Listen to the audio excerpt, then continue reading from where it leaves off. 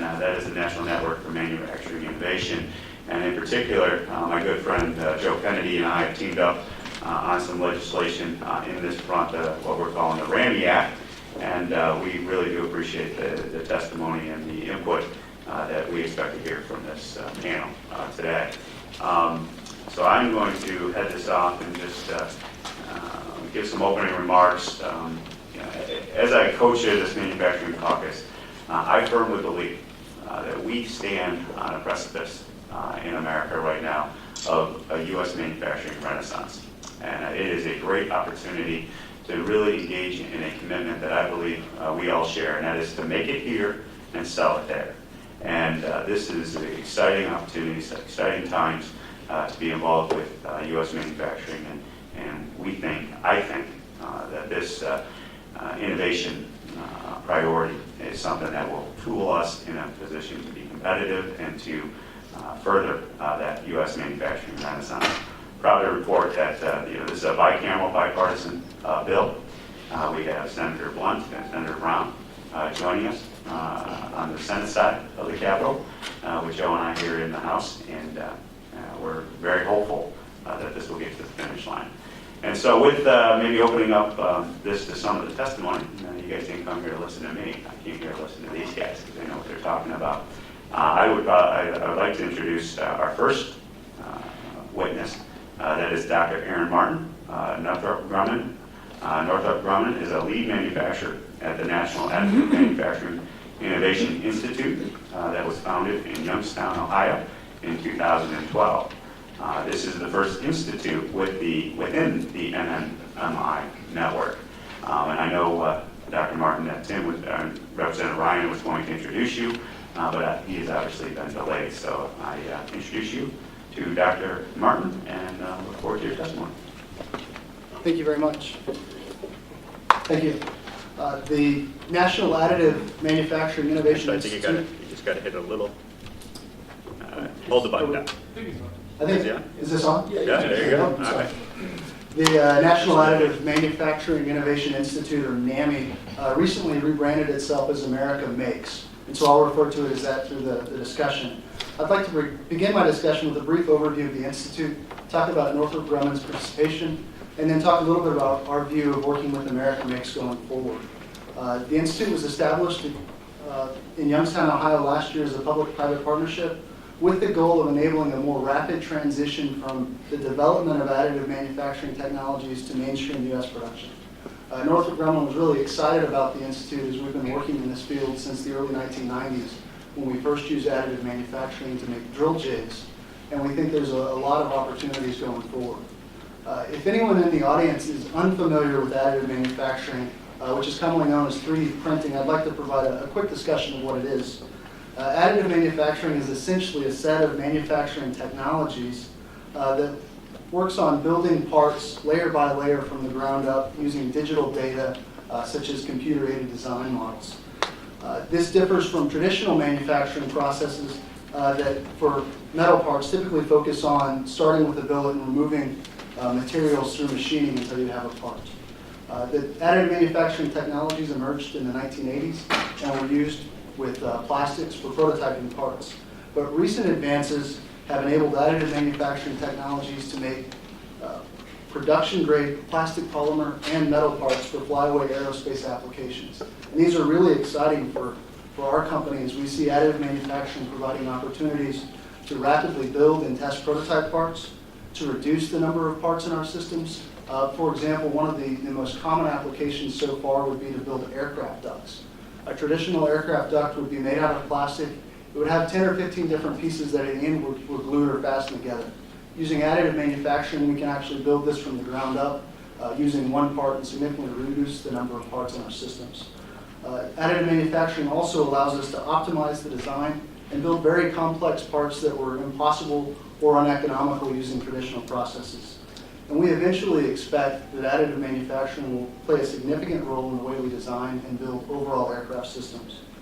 So recognizing that there was an investment gap between research and development for new additive manufacturing technologies and the actual application for production processes, America Makes was set up to provide a bridge to speed that transition. And it does this primarily in three ways.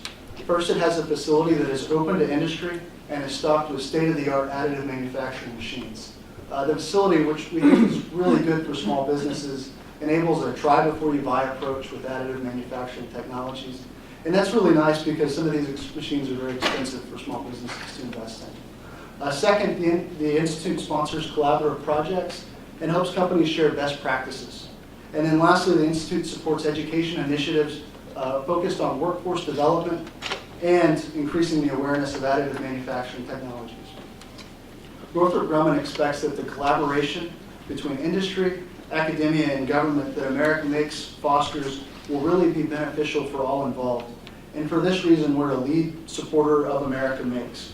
Now, we have several key goals in our work with America Makes, and you'll see that they align closely with the Institute's. First, we seek the development of new manufacturing technologies that we can quickly insert into our production and development processes. For example, we're working on a project using additive manufacturing to produce tooling for working with composites. Traditional tooling for composites is very expensive and takes a long time to build.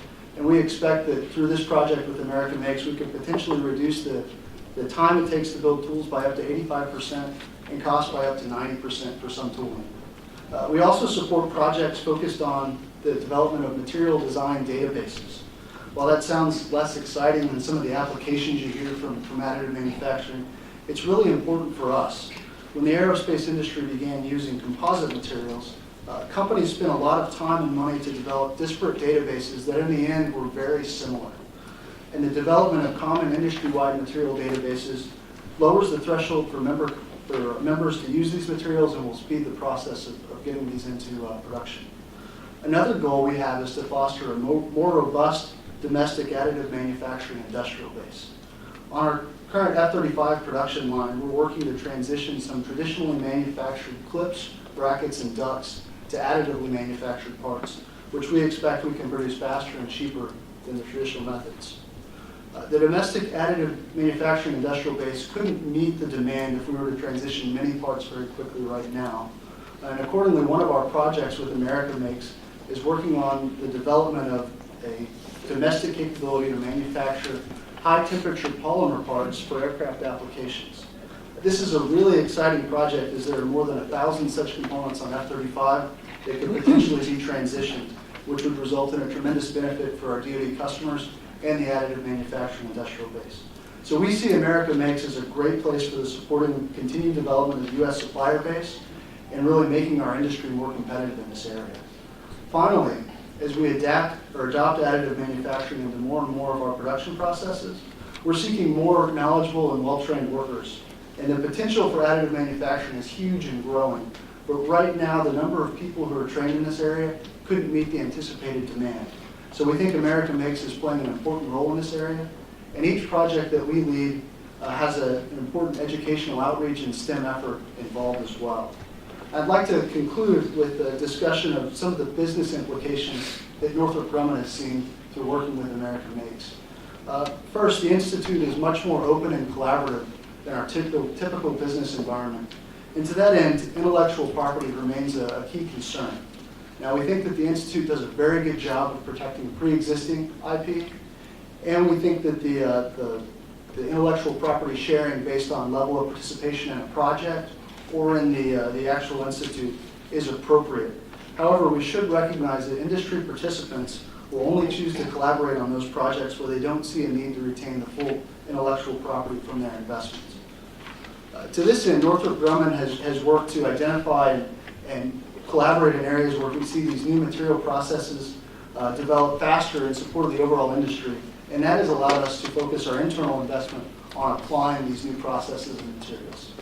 And then finally, one of the largest benefits we've seen from the Institute is the exposure to non-traditional aerospace and defense suppliers. And they're beginning to see the rigorous testing and qualification requirements for the aerospace industry.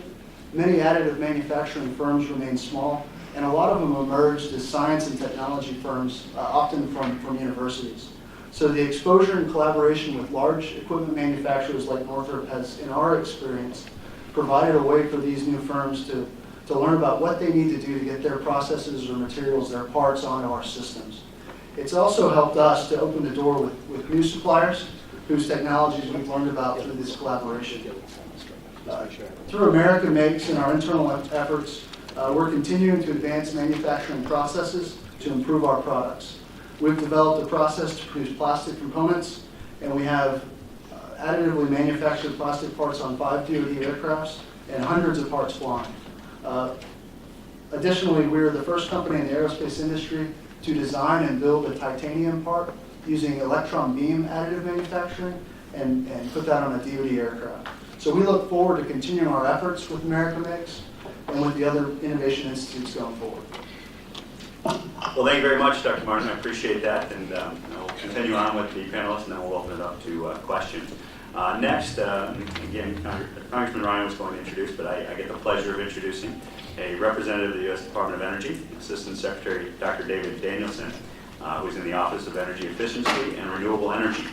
The Department of Energy is responsible for one of the 3 new manufacturing innovation institutes announced in May of 2013.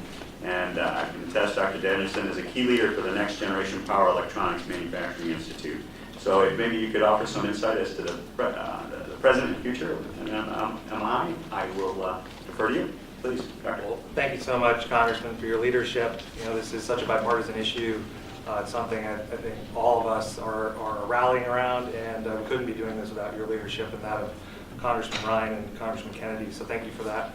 Well, I want to start by just introducing myself and my organization. I run the Office of Energy Efficiency and Renewable Energy at the Department of Energy. We invested about $1.8 billion last year into next-gen sustainable transportation technologies, renewable energy technologies, renewable power technologies, and efficient technologies for use in buildings and in efficient manufacturing processes. So you may think, hey, Department of Energy, that's not Department of Manufacturing. But I think what became very clear to me when I started my position about a year and a half ago was that we have 2 mega trends in energy and manufacturing which make energy absolutely central to manufacturing and manufacturing central to energy. And so the 2 pillars we really see is, one, after decades of investment in the best and brightest in our universities, national lab system, our most innovative companies, for the first time, a wide variety of clean energy and energy efficiency technologies are now on the cusp of direct cost competitiveness without subsidies. And so just last year, it was about $250 billion invested in a market size in this area. And within the next 5 to 10 years, whether it's LEDs, solar panels, batteries for electric vehicles, wind turbines, a wide array of other technologies, these are all on the cusp of going from a multi-$100 billion set of industries to a multi-trillion dollar set of industries. And so what I see is that we need to get ourselves oriented around getting as much competitive manufacturing value add in these growing industries as we possibly can. And not solely focusing on better technologies, cheaper technologies, but also technologies that we're going to be actually manufacturing in the United States competitively. The second side of this equation is really the revolution we've had in terms of our energy production here in the United States, so the shale revolution. And so that presents huge opportunities for manufacturers across the board to lower their energy costs. In addition to opportunities in energy efficiency and combined heat and power, the introduction of shale gas into our industry is going to be a revolution in terms of our manufacturing competitiveness. And so, we see manufacturing as central to the Department of Energy's mission and opportunity going forward. I wanted to point out, I think we have over here this Making in America book by Suzanne Berger at MIT. Can you hold it up, Bill? This is a phenomenal distillation of, I think, it explains why we are where we are today as a nation in advanced manufacturing and where we need to go.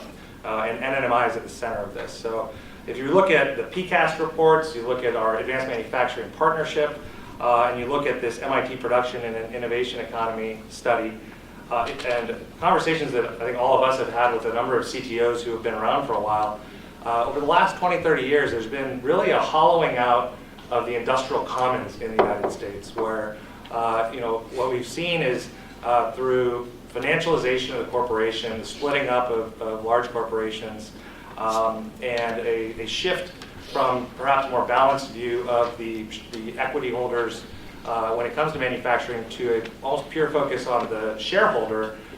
We've gone away from having these critical core assets, these industrial commons in the United States. You look at Germany, about 20% of their employment is in manufacturing. Whereas in the United States, we have a good chunk of manufacturing, 10% of our employment is in this area. But Germany is not a low-wage economy. It's a high-wage economy. So there's no reason that we can't dramatically improve our competitiveness in manufacturing and dramatically increase the amount of competitive manufacturing value add that we have in the United States. But I think if we look at Germany as an example, they have very dense ecosystems. They have a very strong relationships among manufacturing companies. They have industrial commons, research facilities, analogous to the NNMI that are there, in addition to training capabilities that really build this dense ecosystem of manufacturing competitiveness activity. And so what we've seen is this hollowing out of our industrial commons. And so I think we all see the NNMI as really a cornerstone of our efforts together to fill this critical gap in our industrial commons. Many manufacturers, especially the small and medium enterprise folks from this MIT study, said that they felt like they were home alone. And so there's really a proper role, high impact proper role for government to bring companies together, to convene, to help facilitate the creation of consortia, and also to help build this pre-competitive industrial commons, which is going to be absolutely necessary for us to reach our full potential as a manufacturing economy and nation. And so at DOE, we see this, as I said before, as absolutely central to our mission, which is why we stepped up early on to partner with the Department of Defense and NIST and many other partners to fund the first pilot institute, the Additive Manufacturing Institute that was just discussed by my colleague Northrop Grumman. And now we've stepped up, along with the DOE, to fund 3 more of these NNMI institutes that are being competed right now. So the DoD has looked at 2 exciting areas, one in the area of digital manufacturing. How do we take digital technology from soup to nuts, from design, materials design, part design, all the way to process control in our manufacturing economy? A great area of industrial common benefit. Another topic the DoD has put out is in the area of lightweight and modern metal alloys. These alloys are at the basis of our manufacturing competitiveness, all the way from more corrosion-resistant alloys for our chemicals industry, all the way up to alloys for aerospace and other lightweight applications going into automotive and other areas. And then in the final institute, the 3rd institute that we're competing right now, funded by the DERE, the Department of Energy, is in the area of next-gen wide bandgap power electronics. This is really one of those platform technologies that we have a great opportunity to have as a platform that we can build our competitiveness on. And so this is an area where really the next generation of semiconductor devices, they're really going to be dealing with high power. These are things like silicon carbide and gallium nitride that were funded by the DoD over a number of decades, and now are at the point where they're going to enter commercial marketplaces in significant ways. And so this institute is really designed to provide an industrial commons for U.S. manufacturers to really access this next-gen manufacturing capability and make sure that the United States is the leader in this area. Right now, in this critical materials area, about 3 of the 8 basic wafer suppliers in this silicon carbide area are in the United States. But none of the major top 10 power module suppliers manufacturers are in the United States. So this is an area where we believe pulling everyone together around this common capability is going to make a big difference. This is really a heartbeat technology. Everything from next-gen, very low-cost electric motors for electric vehicles to large-scale industrial motors, where we have an opportunity to lower the energy usage of industrial motors by up to 40%. And if we could deploy that technology throughout the economy, we would cut our U.S. electricity cost by 8%, that technology alone. But we're also seeing huge spillover opportunities. The 787 actually is moving from hydraulic actuation to next-gen power electronics applications. So this is something, the heavy earth-moving equipment, this is an area for us to gain competitiveness in that area where we can lower the cost and increase the efficiency of those products. And so I think it's a great example, along with the other topics that DoD has put forward, of a real platform, set of platform technologies that are a very appropriate role of government to pull people together, pull key companies together, provide for this opportunity for shared equipment, shared knowledge and training, and really drive our competitiveness going forward. And so this is really a critical piece. I'll briefly touch on, the NMI is at the core of our work together, but I think there are a lot of other areas where we have opportunity to push forward. We're driving increases in manufacturing R&D. We're making our advanced manufacturing office a major budget priority. This is where we're investing in next-gen industrial efficiency technologies and platform technologies like carbon fiber, next-gen membranes, a whole bunch of technologies that are really going to be at the base of our economic competitiveness going forward. And so this is something I'm spending nearly 24/7 thinking about, this economic competitiveness and manufacturing competitiveness issue. We're very excited to see the kind of legislation that we're here to talk about today. And we think that we have a great chance for the United States to be the one that's going to take the dominant share of manufacturing value add going forward if we can pull together and fill these industrial commons through effective public-private partnerships. Thank you. Well, thank you very much, Dr. Danielson. I really appreciate that testimony. It's now time to introduce the next individual, Jonathan Davis, who is the Global Vice President, Industry Advocacy for SEMI. SEMI is the global trade association representing the micro and nano electronics industry, which provides the enabling equipment and materials to make semiconductor devices, LEDs, PV solar cells, and other high-tech devices. We've asked Mr. Davis here to discuss the future of NMI and what the authorization of the RAMI Act might mean for American manufacturers. So, Mr. Davis, the floor is yours. Well, thank you very much, Congressman Reed, and I'll echo Dr. Danielson's congratulations on your leadership on this important effort. We appreciate the invitation to be here today, and would also thank Congressman Kennedy and yourself for introducing House Bill 2996, the Revitalize American Manufacturing Innovation Act. SEMI is pleased to be here today to provide a perspective from industry. As the Congressman said, I'm Jonathan Davis of SEMI, and we represent the Global Industry Association that serves the semiconductor supply chain. And before I lose you on the word semiconductor, semiconductors are integrated circuits, or ICs, or you can think of them as computer chips.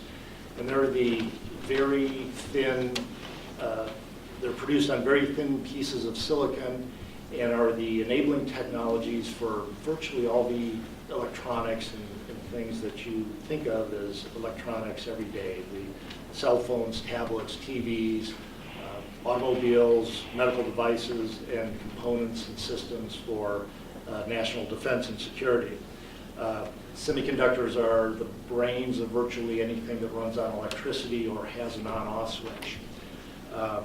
Each one of you is probably dependent on hundreds of semiconductor devices and the products that you own and count on every day to run your life.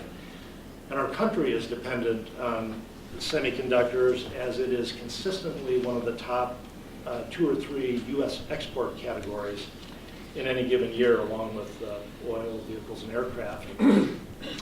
Semiconductors are manufactured in very high volumes in ultra-clean, high-tech fabrication facilities called fabs.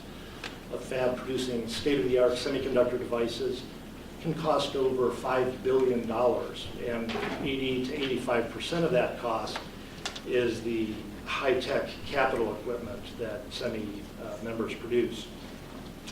The $320 billion semiconductor manufacturing sector, along with the equipment material supply chain, which my organization represents, is a classic high-tech industry.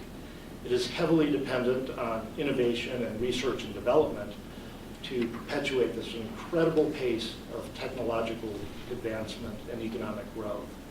And to put a little perspective on that, the cell phone that I carry, and I think each one of you carries, has more computing power than it took to put a man on the moon. And were this phone, or the semiconductors in this phone, to be manufactured with the technology that was available in the 1970s on a transistor basis, that would cost over $2 billion to produce just the semiconductors in the device, let alone the device. And it would be as big as this room to house all that. So this characteristic of exponential growth is what produces new and more innovative products year after year. And without the next generation of semiconductor devices, we wouldn't have the next generation of electronic products. So think of it, if semiconductor innovation stopped a few years ago, we wouldn't have smartphones, we wouldn't have tablets, we wouldn't have the efficiency of communication and the access to information that we have today. And our country would not have experienced this incredible economic boom from this innovation. So for all these reasons, semiconductor manufacturing is a strategic industry, and SEMI members produce the technology to make it happen. There are about 500 SEMI member companies in the United States.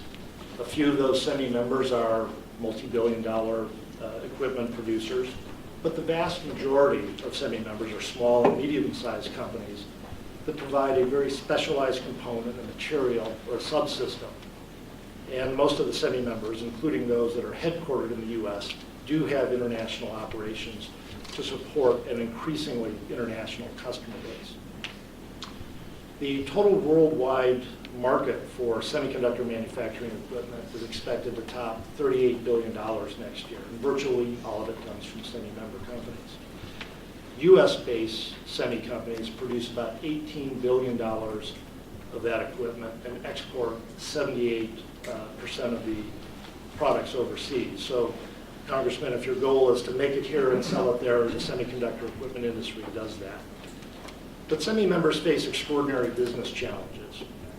First of all, there's the relentless requirement to make semiconductors faster, smarter, and more power efficient. And it requires constant and expensive research and development. On average, the industry reinvests 10 to 15% of its revenues into R&D.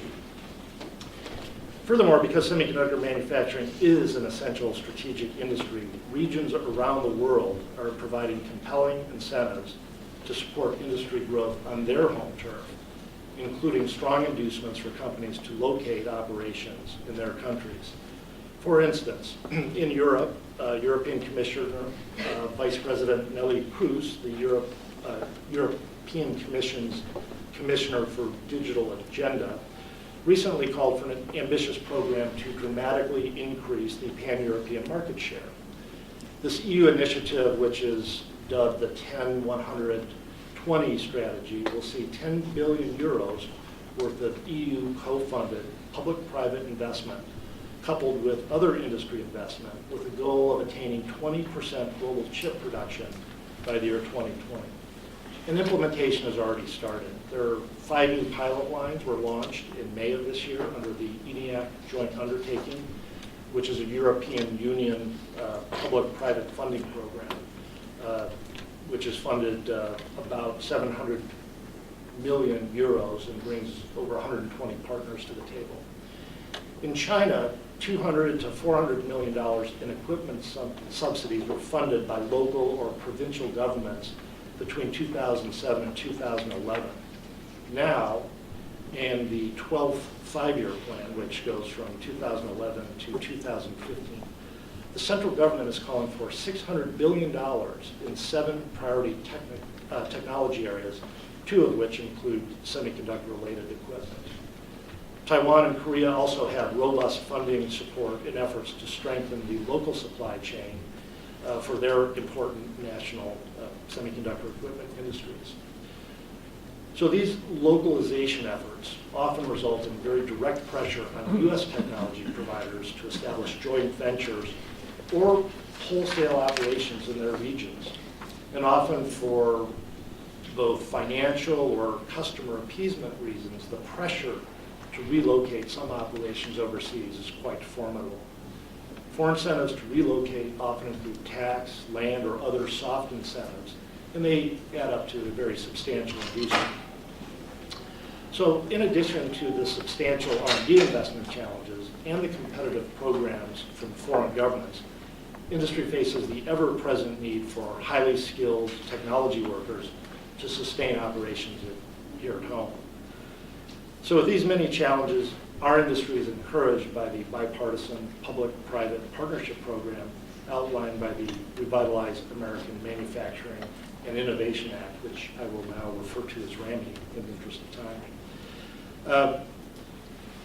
We believe this legislation is important because it provides the needed leadership by the U.S. government to strengthen and grow strategically important manufacturing industries.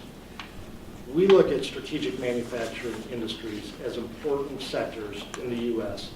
that are composed of companies that make up a vertical supply chain, which provides tools, materials, components, parts, and engineering services to larger companies that build final products. These vertical supply chains are made up of many small and medium-sized companies that make the materials or components that go into a larger company's products. Semi's North America members represent such a vertical supply chain and commercialize and manufacture the materials and the components that go into the final tools in the fabs to assemble semiconductors.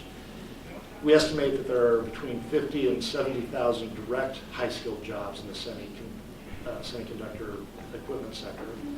And they're high-paying jobs that often command, or the average salary is about $110,000. In addition, the sector supports about $300,000 indirect U.S. jobs and produces $13.5 billion in exports. So Semi's U.S. footprint is a good example of a strategic U.S. manufacturing industry. The strategic manufacturing industries in the United States represent these vertical supply chains that encompass thousands of companies. They are important national industrial ecosystems, and we cannot afford to lose them. The bipartisan legislation provides a public-private partnership model that we believe can strengthen the vertical supply chain of numerous strategic manufacturing industries. The genius of this legislation is that it isn't designed for one company or one university, but rather it enables an entire vertical supply chain made up of many small and medium-sized companies to work together to develop and commercialize and manufacture new products for specific industries. The legislation is technology neutral, so the government will not predetermine which specific technology areas will be mandated.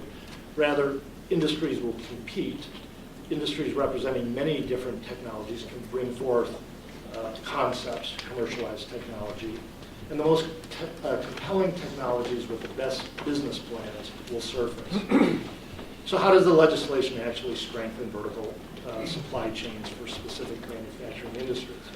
The legislation calls for centers of manufacturing innovation, or CMIs.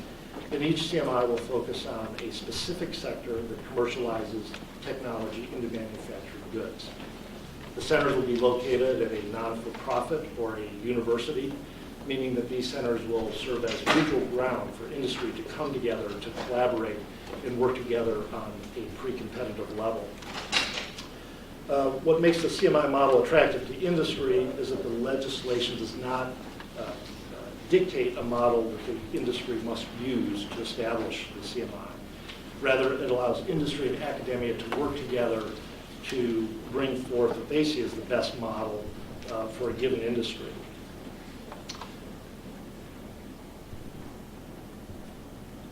The CMI model is also attractive to small and medium size, as well as larger companies to commercialize next generation technology, because, as in the case of semi-member companies, the cost to commercialize the next generation technology is extremely expensive.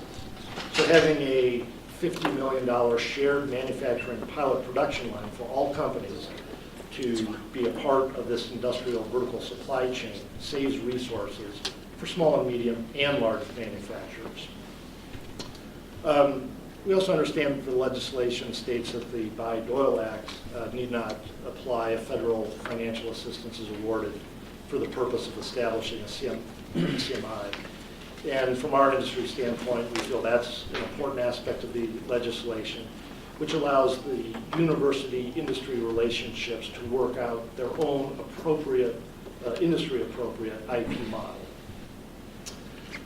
The other things that we think are crucial components to assist the Network for Manufacturing Innovation Program Office at NIST to review and select the winning public-private partnerships are two concepts: the matching funds required of industry, and that the CMIs must be self-sustaining without further federal funding after 7 years. These are important because they'll assist the government in awarding the CMI grant funding to industries that are best positioned to be successful. We believe established industries with known markets, known customers, and supply chains are the most likely to succeed. So in closing, high-tech sectors in the United States, ones like SEMI represents, are under extraordinary pressure, not only because of the enormous R&D requirements to develop the next generation technology, but because of foreign incentives and inducements to relocate. With sound manufacturing policy, we can keep the jobs here, we can grow the economy and the strategic industries at home. We believe that establishing the Center for Manufacturing Innovation and the concepts embodied in the RAMI legislation is a thoughtful, public-private approach that best meets the needs of our industries while giving the taxpayer the best return on investment. So thank you again, Congressman Reed, for the invitation to be here. Well, I appreciate that, Mr. Davis, and I know votes are going to be called here shortly. And to our last witness, Dr. Singerman, we had the privilege of introducing you to him. Dr. Singerman is the Associate Director for Innovation and Industry Services at NIST. NIST is the lead agency in charge of implementing NNMI. I always have a hard time saying that. So Terrible acronym. It's a terrible acronym. All the acronyms in DC, we got to stumble over that one. But NIST has played a key role in the past, present, and future of American manufacturing innovation. And Dr. Seaman, I appreciate you being here to talk a little bit about the background of National Network for Manufacturing Innovation. And before I vote, I did want to make a pitch to all the people that are here representing different offices. Is we are fully committed to RAMI and this legislation. And I know the President spoke about it in the State of the Union. There's broad bipartisan bicameral support for the legislation. And as Mr. Davis articulated, it will position us, in my opinion, in the world market to be competitive, to be the leaders of that innovation in U.S. manufacturing that the U.S. can capitalize on. And it's all about public-private partnerships.